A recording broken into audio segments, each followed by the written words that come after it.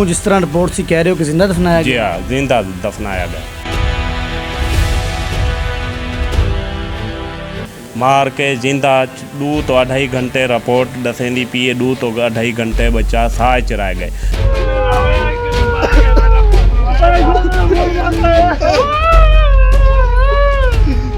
मैं मेरा सीधा बंदा खाते ने बैठ के पीछे रेडिया बाय बाय के कुरान चाह के बच्चा बंदा मेरा मार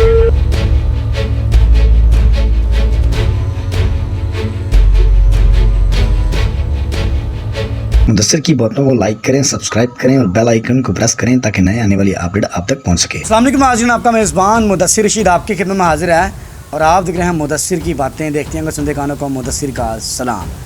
क़यामत से पहले क़यामत खुद बताएगी क़यामत क्यों ज़रूरी थी। जुल्म की दास्तान।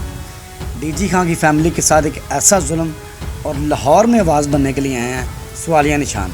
बात करेंगे, जानेंगे ऐसा क्या जुल्म पेश आया इस फैमिली के साथ कि इतना सफ़र करके लाहौर में। अस्सलाम वालेकुम वालेकुम सलाम। की हालत है सर? तबीयत से ठीक है? दुआ साहब जी शुक्र। सर जी बड़ा हौसला है ਤੁਹਾਡਾ, ਬੜਾ ਜਿਗਰਾ ਹੈ ਕਿ ਤੁਸੀਂ ਇਸ ਤਰ੍ਹਾਂ ਕਾਇਮ ਹੋ ਕੇ ਵੀਡੀਓ 'ਚ ਬੈਠੇ ਹੋ। ਆਖਿਰ ਕੀ ਮਾਮਲਾ ਪੇਸ਼ ਹੈ ਬੱਚੇ ਨੂੰ ਨਹੀਂ ਬੇਦਰਦੀ ਦੇ ਨਾਲ क्यों? सर जी देखो मजदूरी व्यस्तर बच्चा आया रोस्तम टावा वाले फैक्ट्री वाले रल के ट्रक मलकान आजारोनी ये रल के मेरे बच्चे को कत्ल करके रोस्तम टावल 3 जहाड़े फैक्ट्री के अंदर लाश को दबा के रखा गया। मेरी कहीं अजन तो नहीं बंदे नहीं सुनी बोली भाई तेरा बच्चे को मार देते, पुलिस वाले साजबाजी कर दे गए।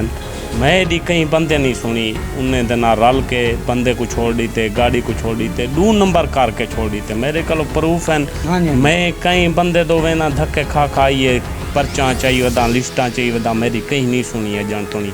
कहा कि आपकी कोई दुश्मनी थी, दुश्मनी सी की मामला सी। आखिर बच्चा कितने नाल छड्या सी तुसी? बच्चा लाहौर की करना है? साहब जी वो गड्डी दे नाल आया हेल्पर आ कलिंटरा मजदूरी वास्ते भेजा।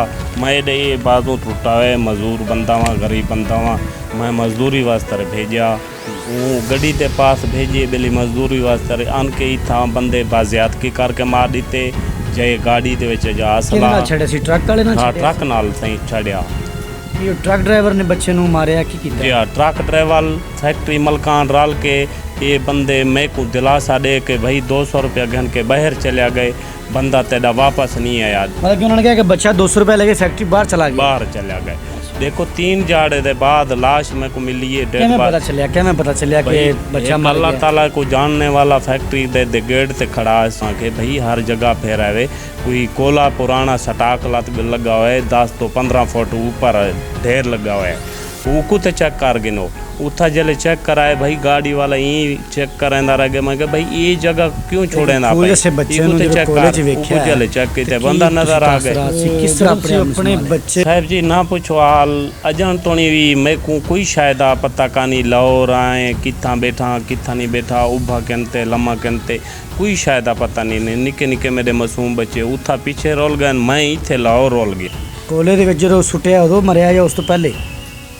साहब जी देखो 4 तरीक को बकुआ है साकू बताते भाई तुहाडा बच्चा 200 रुपया घन के बाहर गए। नहीं बच्चा कोयले दे विच दम दिता है बच्चे ने या बाहर किते तो फिर कोयले दफना? कोई पता नहीं साहब जी, बाहर दीते अंदर दीती कोई आलम नहीं जानते खड़े असा जी आए पासपोर्ट रिपोर्ट है बच्चा 2 तो 2.5 घंटे जिंदा रह गए। सिर में चोट लगी हुई है, राट लगे, बेलचा लगे, हथौड़ा लगे, बंदे मार दिए। कोयले दे विच ओनू जिस तरह रिपोर्ट सी कह रहे हो कि जिंदा दफनाया जी गया? हाँ जिंदा दफनाया गया। मार के जिंदा 2 तो 2.5 घंटे रिपोर्ट दसेंदी पी 2 तो 2.5 घंटे बच्चा साह चराए गए। वाली जिंदा नाप दीते ने बंदे। देखो कैसा एक्सीडेंट होया, पुलिस वाले आदे ना एक्सीडेंट हो गया। पुलिस वालों ने की तामन कीता है? कुछ नहीं किया थी पुलिस वाले इो को आदे ना एक्सीडेंट होया है, फैक्ट्री वाले आदे ना एक्सीडेंट होया है, गाड़ी मलकान वाले एक्सीडेंट क्या है एक्सीडेंट है भाई साकू तो मालूमात पोवे अजन तो नहीं मैं धक्के खंदा होता घर बार छोड़ के मैं को कोई मालूमात नहीं थी केरी वजह कलो बच्चे को मारिया गए। बाजियादगी कर दी थी गाड़ी दे विच असला गाड़ी दे विच नशा कोई समझ नहीं। गाड़ी और गाड़ी ड्राइवर किस हालत में है? भाई वो देरगा दिखाने बंदे छोड़ देते पुलिस वाले। पकड़े थे पुलिस ने? हाँ पकड़ के छोड़ देते वो। छड़िया किस सूरत च केड़ा केस बनाया की मामला? एक्सीडेंट है भाई ऊँ डीते 365 ला दीते पहले जाड़े। देखो 302 लग दी 302 लावना हूँ 365 ला दीते 322 319 ते छोड़ दी। इनका कहना है कि 302 लगनी थी दफ़ा लेकिन 365 लगाई है। सराइकी में बोलते हैं तो मैंने कहा मैं रिपीट कर दूं। अच्छा सर, अब जो मौजूदा हालात है क्या केस की नवीयत है, कोई बड़े अफसरान तक सुनवाई हुई है? जी हाँ, मैं आईजी दे दफ्तर तो नहीं तशरीफ दा रिक्वेस्ट की आईजी साहब के यहाँ पेश हुए हैं, मुलाकात हुई है? नहीं, आईजी दे दफ्तर अफसरान को मिले हैं भाई, साड़ी तशवीश नहीं थी गई, नहीं सुनी गई, साड़ी आला ताला अफसर सुनी वजे, साड़ी यो अरदास है। बच्चे की माँ है जो किस हालत में है इस भाई बहुत हालत गुरबत है, चाहे सही गरीबत है, चाहे धक्के खंदे वदे। अज दौर जेर रहे बंदे दा लाहौर दे विच पैसा है वो कतल ही कर देने, गरीब बंदे को कुछ नहीं थी होना थी। देखो उन्हें को पैसा कत्ल कर देते, बच्चे को मार देते। मेरी कई अनजान तो नहीं बंदे नहीं सुनी, वो घर बैठे मैं धक्के खंदा वदा, कई वेले रोड ते सुनदा, कई वेले किथा सुनदा, कई वेले किथा वदा, मैं धक्के खंदा। सोशल मीडिया पे आने की सिर्फ ये वजह है कि खुदारा हमारी आवाज़ बने। आईजी पंजाब से अगर आप इन देख रहे हैं ये प्रोग्राम तो खुदारा ये फैमिली है, आप इनकी सुनवाई करें, इनके केस को देखें। इनके पास ये डॉक्यूमेंट्स की फ़ाइल है जिसका कम से कम 1 kg प्लस वेट है और इसमें ये सारे डॉक्यूमेंट्स यही कहते हैं कि हमारे साथ जुल्म हुआ है, लेकिन कोई सुनवाई नहीं। पाकिस्तान में गरीब के साथ कोई इंसाफ नहीं। मेज़बान मुदस्सिर की इजाज़त देते रहे, मुदस्सिर की बातें देखते हैं, सुनने का मुदस्सिर का।